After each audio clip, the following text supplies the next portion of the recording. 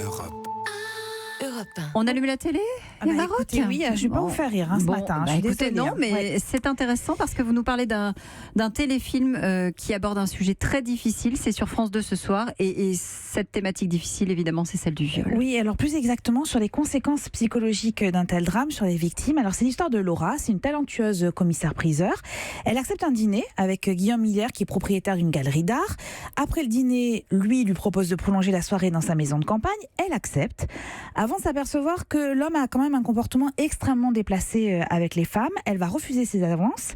Il insiste, elle dit non, elle redit non, mais il la viole.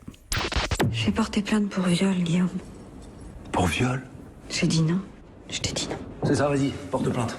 T'as raison. Tu sais ce qui va se passer? Il y aura une enquête. Ils vont interroger les clients du restaurant. Ils vont leur demander ce qui s'est passé. Ils leur diront, on a vu deux amoureux se regarder dans les yeux toute la soirée. Ils mettront leur nez dans ta vie, dans celle de tes copines. Ils se rendront compte que t'es une fille libre. C'est-à-dire une fille facile, qui joue la carte du viol. Alors je vous laisse découvrir la suite de ce drame psychologique parce qu'il y a un suspense qui va aussi rythmer ce téléfilm.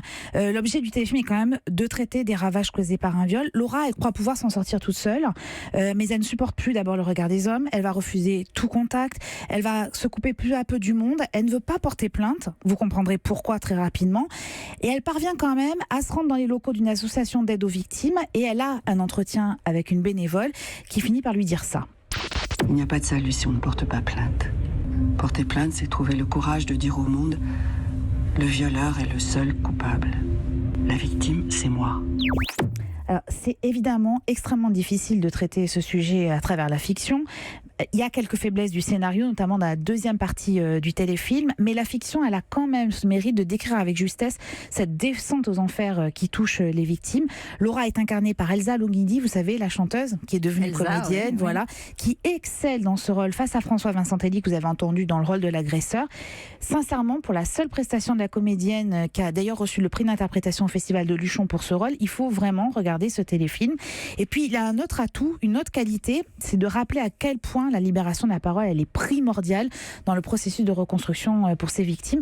Moi, j'ai rarement vu un téléfilm raconter aussi bien en détail en fait le processus psychologique qui est engrangé dans un tel drame. C'est vraiment très bien réalisé. Et on voit clairement, on comprend en tout cas de ce que vous nous dites, la pression qui est exercée pour qu'elle ne porte pas plainte.